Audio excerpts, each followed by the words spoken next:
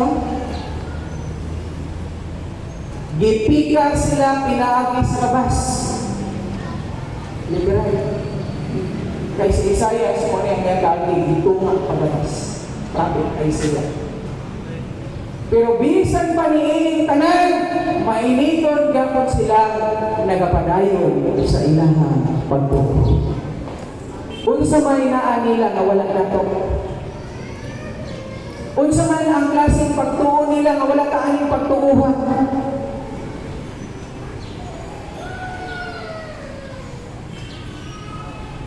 Bitaw, unsa ka?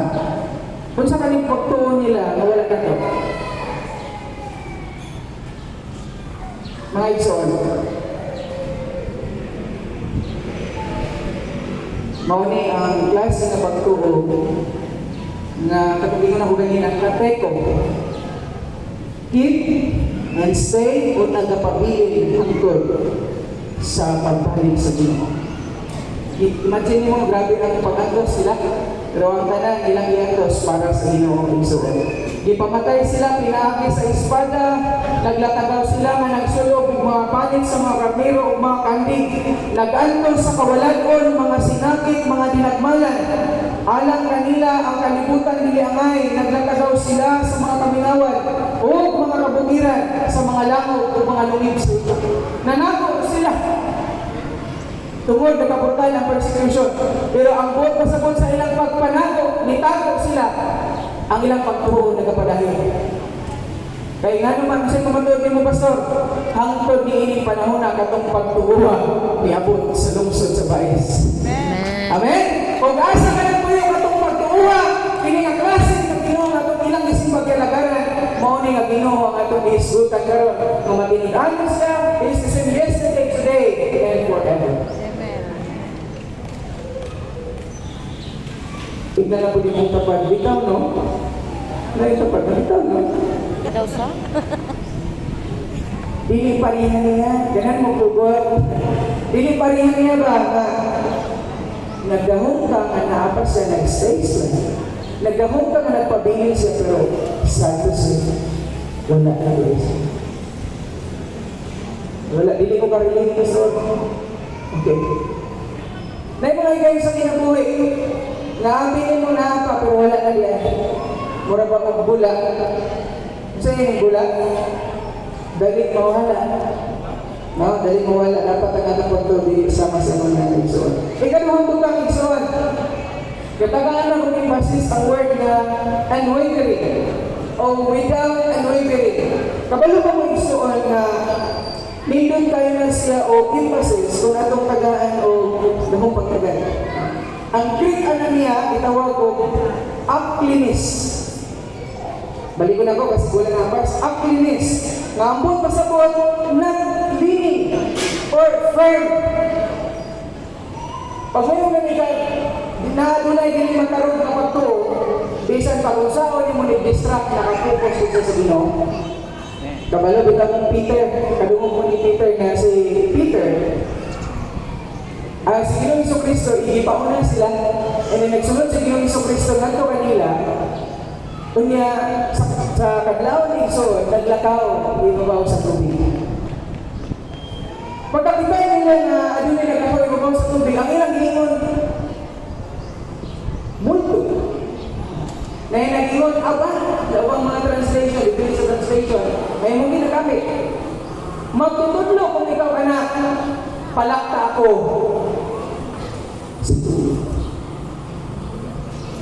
So, ganong story short, ipaadto siya ni Ginoong Jesucristo o nakalakaw siya sa tubig.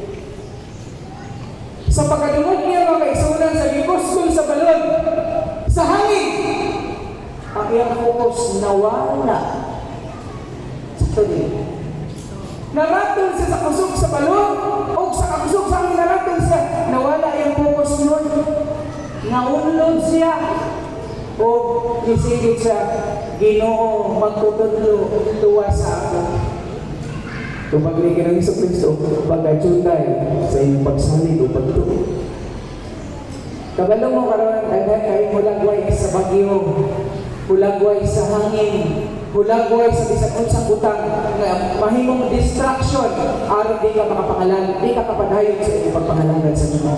Ganahan ko maguna-una mo, unsay distraction na imuha at unsay gina-distract sa imuha karon na pinaagi niini pugnan ka para dili mo alagad sa Ginoo. Naba? Nabay mga babag na muni ang nagapos na ko para dili mo kapadayon natin sa unahan. Kabalo mo igsoon kung magamit ko please, ihigot ako dito, ihigot ko na ako dito sa pikas, o ihigot ako din sa akong hawak. Bisan pa kung saan na ako panikamon mo dagat ngayon dito, pang-andoy na lang na, pero di ko paabot dito kay nga ay nagapos na ko. Mag-aabot ko dito kung putman ko ng mga gapos. Putman ko ng mga nakabutang na nakababag sa ako ang kinabuhi. Doon na tayo kinahanglang putlon. Biyaan para kini atong pagtuo, malikon, o pakapadayon kita sa atong pagpangalagad sa Ginoo. Napay dapat putlon? Atong muna kung sa pagdidig maayo ng Panginoon. Niyan na pwede mong tapat? Yung secretor na ito niya, gitrabe na sa ito ato.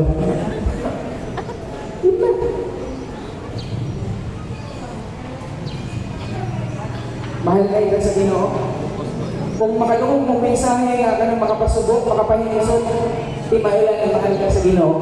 Gusto ang Ginoo mapalik ka sa nalan na gusto niya ipasumpay ka na ito. Kay kaniya ng galana, lisod, pero sa unangan, tawahay. Gunahin kayo ng igsoon nga, niyon ko, Lord, kung mabuhay gati ang mga papa, kato na lang sa hospital, kayo sila nga, wala na, kanang, sa itay balik kasagaran, basta, pila lang na kandaw, wala na, kanang, pamati lang na ninyo, pero pila lang na kasimana, mga tayo, regalo na, grabe yung mga tabanas. Nabi mga tao yung kanan, nanikamot ka rin ang malipay, nikamot mo sila nga mag-ulta. Parang sagay sila, higugmaan ko sila, iyambo ko sila. Lord, kung mabuhay ka lang kung Papa, promise naman ng Lord. Mutungan sa mga kabukiran. Iwalan ako inyong pulong, bisan pataliwala sa mga kabataan. Joy na tayo, 50 na ako ilan. Iwalan ako inyong pulong Ginoong Diyos. Magpadahin mo sa akong pagpangalagad ka na kanimo. Kaya ako isulti sa ilaha na tinuod ka nga Diyos na may simbahon o talaga. Nabuhi akong papatinood. Nag-garden, nananong mga saging. Natumas ko sa bukiran sa Sambuanga, Dilisod, Pagadian City. Dugay niya, kung pinsan na sayo ng lugar, nasayo sa po kay Pagadian ko mga kaisunan. O, dito na-enjoy na ako ng pagpangalagad sa Ginoo. Daghang mga katawan niyo yung mga grabe ang bituan sa Ginoo sa mong kinabuhi. Salamat po. Kaya ang kapalaran nako nasa Negros Oriental. May kasabihan man na ang kapalaran ko may di ko man hanapin, lalapit at lalapit kung talagang akin. Napag ko sa Oriental, dili na ko nakaplagan ang nahimong partner, no? Nahimong katimbayayok sa pagpamuhat alang sa Ginoo. Kung nasa kuyog katurog ng mga kaisunan. Salamat, hindi na sa inyo kinabuhi. Suportahan ko kayo no? Bisag asa ko mo nangyari, magsigil kontak, kumusta na ka? Kanito, unang sundingan ko mo igsuon. Dili kita mag-uol ng alagad sa Ginoo. Kisa may nag-uol din ng alagad sa Ginoo. Bunaksa naman. Kaya kung tinuod ka mga alagad sa Ginoo, daghan pa kayo ng posibleng butang na atong sinod sa imong ginagawa. So, okay, motong ikaduha na ingon without wavering mga kaigsuunan, firm yun, di sa matarog sa iyang pagtuo sa iyang pagpangalagad sa Ginoo. Katapusan, kung doon na ko'y promise ni Lord, si Lord na ko'y promise na ko. Pero dili ang word na promise na ganahan ako emphasize, but kining word na faithful, or He is faithful mga kaigsuunan. Ang Greek ano niya, bitawag pistos. Ang buwag pasadot, sa tanan ng musalig na ito, upasaan, mupalaong sa ito si Lord lang ang trustworthy. Siya lang ang kasaligan. Ang iyang saad, bigyan papakyas. Kaya sa may na biktima sa saad. O niya, wala na tumahan. No? Kasi lang yung tani, kita hindi sa amin o kita ang nagsaad, pero wala na tuman. Pero si Lord, pag magsaad sa igsoon, matuman yun. O na ang igsoon si igsoon. Mao nga makatawhan sa kanila itong panahon, mainiton sila, kiauhang sila niya, sa rider mga igsuunan, na magpapilagayunon sila sa ilang pagtuo, kaya ang saad sa Ginoo, tinuod igsoon. Basahin na ko din sa verse 24. Ayun siya, o pamalandong kita alang sa pagdinasigay sa usa o usa, ngadto sa pagigugma o sa mga maayong buhat. Verse 25, sa walay pagbiyan sa atong panantigong ingon sa gibuhat sa pipila, tinuod magdinasigay kita sa usa o usa, o ilang pinagayon sa makita na ninyo nga adlaw nagkayod na. To God be all the glory and so on sa talang mga pangitabo. Kabalo ko naiibuhan si Lord na imposible sa itong ganabuto. Pero kulang ang atong ilayon ng panahon para isgutan na tutog sa bansa.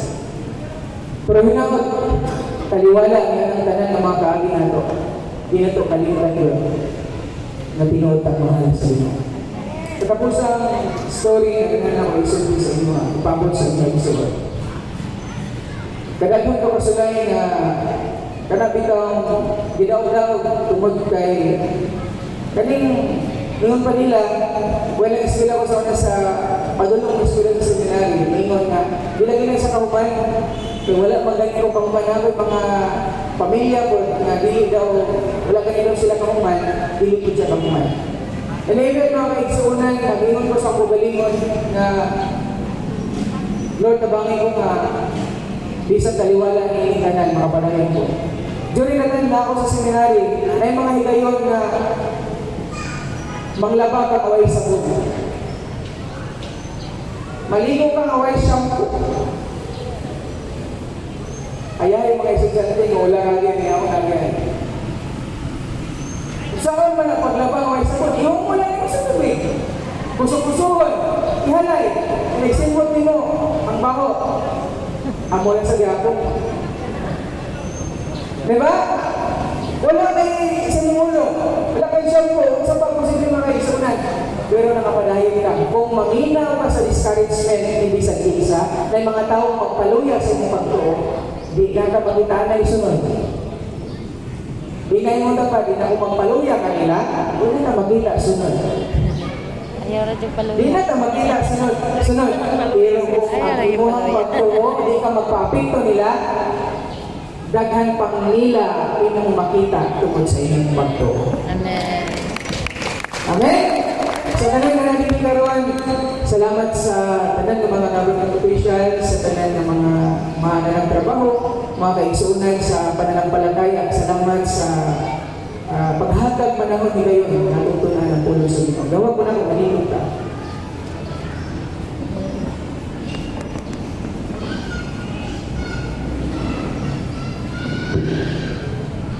Bago ko pray, doon ay isa na pastor somewhere in Africa. Nakalimot ko kung sa exact na pangalan sa maong pastor.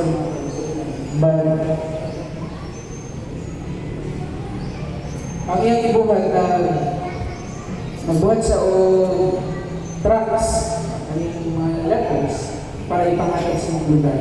Yung katong lugar, dili po yung preach about God, about Jesus, dili allowed sa ilang community. During that time, ang naitabo mga kaisunan, ni sulod siya ng mga lugar, and then naay tao nga nibira sa iyang suot, iyang ulo. Pagbira na gisi, and then iainan siya nga, pero dili ka na pastinan. Ako lang siya gibuhat sa itong pinulungan. Pero dili ka na mo para ng bunubon o pastikan. Pero sa panahon na mabalik ka, walang ikabalungon sa iyong tagutin. Pero ang ibuhat, nindot ni abilidad ni mo malagay sa Ginoo. Ang ibuhat sa iyang trucks, iyang ibungkag. Iyang ibungkag ang iyang trucks. Wala naglakaw sa iyang ibungkag. Bungkag na pag-ayo. Kaya sigurado siya na nagay mabilin ato kung na yung makabasa about Jesus. Nag-study siya sa mga lugar kung saan sinitihan. kay para maka-share sa tulong sa Ginoo. Pagsunod na po, nag-andam na po sa daghan kayo at tracks. Sunod na po sa dito. Gibunalan siya, nabunga na halos pa na niyang ibon na kuko. Then nabalik niya iyahang tuhod, no? Yan, pero mga kaisunod dito sa Makalakaw. Kung gihulog siya sa gahong, law-law na gahong mga kaisunod, gihulog siya dito. Naulanan, nainitan ang pastor. Praise be to God. Tulog ka adlaw siya dito, Ikson. Tulog ka adlaw, kapit-apat ka adlaw na ay leader sa community. I will not mention detail kung sa kaklase, but na ay leader sa community nga na dito sa mong lugar. Ilang tao sila? Kaya mo tayo magbunganan sa mga tao, dagang mga bangag na dito nila ihulog ang mga tao, Ikson, sa panahon na na mga tumapapit sa Jesus. Paglantaw ani ang leader sa community, nakita niya ang dughan sa mga pastor na nalihok. Ang iyang expectations o expectation niya na ginawa pag ini kaman. Katong mga katabang po niya iyang ipatawag, ginakuhaan niya na siya. Kuhaan niya. Tumigilong story siya, ipagawa sila pastor o ang PL na kagaling atong bagkak nasa likod, nagatubang na ning gawa. Di na maka... Pero wala, ang pastor wag ginahilang. Nagpasalamat pa siya. Ibutang sila dito sa katong leaders community, gusto sa mga istorya, kabalo sa iyang sinultihan. Ngayon sa giantos na manitanan, kay mas nabaw pang giantos si Jesus. Ayun po. O parang ining mga community. Bisan pagpatyon ko ninyo, di ko mahadlok. Ang pinaka-importante o kalipay na ko karon nga daghang mga servant mahadlok pa rin ni lugar na pagkaroon na pronounce na ang pangalan ng Jesus sa inyong dapit. Amen? Na-pronounce na, nabandila na. Curious nung mga leader sa community, siya sa manila ng Jesus sa inyong diyan. Kaya bawang may pasabda niya na to make the long story short, na-Christianize sa mga community. And hanggang karon, daghan ng mga magtotoo ang nakasabot sa pagpangalagay sa Ginoo. True to life story ni sa Isoan, dito sa pod na nakapag-bless o dapat na pulis ng panigilan na ang pagtuo sa pastor, di matarong. Salamat pastor, nabisan daghang mga pagsulay ang lagian sa alagad sa Ginoo. Nato din mga kaigsunan, apan kaiwala niya ng tanan, iyang isakripisyo na mga parte sa iyang kinabuhi na oras sa kanya, iyang isakripisyo para nimo nako natong tanan, para kitang tanan ano ay pagtuo na dili manaro. Amen. Ato iluwa ta ko wala po ta. Almighty Father, we are so grateful and thankful for your God for the things you have done in our lives. Thank you, Lord, sa imuhang pagpahingod na karon. Salamat Amahan nga bisan paman kaliwala sa daghang mga kasakit, daghang pagsulay, among natadamdaman ng Ginoong Diyos. Nato ni Lord na inipadayag niya sa imong himaya. Pagkitahay kami Ginoo ang usaw sa usa. Niyatong nagapadayon Lord, niyatong adunay pagtuo nga dili man karon Ginoo. Ang isang kami Lord. Anili mo ngay gayon. Ang pulong Lord nga nagumog namong tanan, mahimong magtukaw, magpahinumdum ka namo, mabisan asa nga dapit ang mga igsoon nga niya karon. Iniguling namo sa magkastak sa kapanimalay. Mabato na namo Ginoo ang kalipay, ang kadasig. Kung nasabta namo Lord na di ilalim ang mga lagad nga nakanimo. Kung mo kayo ipaglaban Lord, may gusto may ibalik mo, makita namo pa Ginoo ang paghari man. Ginoo Diyos, salamat. Salamat Lord to all the pastors Ginoo nga nagahatag og panahon labi na sa ni Pastor Tata Ginoo, sa Pastor Dili sa Baes, waday na among pagpasalamat nga sa daghan sulod sa pipila ka mga katuigan nga naa sa dinhi Ginoo Dios sa pamatuod ka that you are faithful O God, matinud-anon ka Ginoo sa pagsupply sa kinahanglan. That's why niya kami nilugar karon Lord para among i-celebrate, among ipatugbaw, among isyagit, among ipataas ang imong pangalan. Kay nagtuo kami Lord, na walay susama kanimo, ikaw ang Diyos na nagmugna sa langit o sa lupa. Salamat Lord sa imong servant and even sa mga leaders, mga pastors na natin ni Ginoo. Salamat kayo. Lord, ikaw ang kamas kudawat sa among pagdayag ng pagpasalamat. All glory and honor belongs to you, God. Ang ikatugyan ka ng mga tanan sa pangalan ni Kristo Jesus, ang tanan pagkaingon. Amen. Mayong buta ka ng tanan.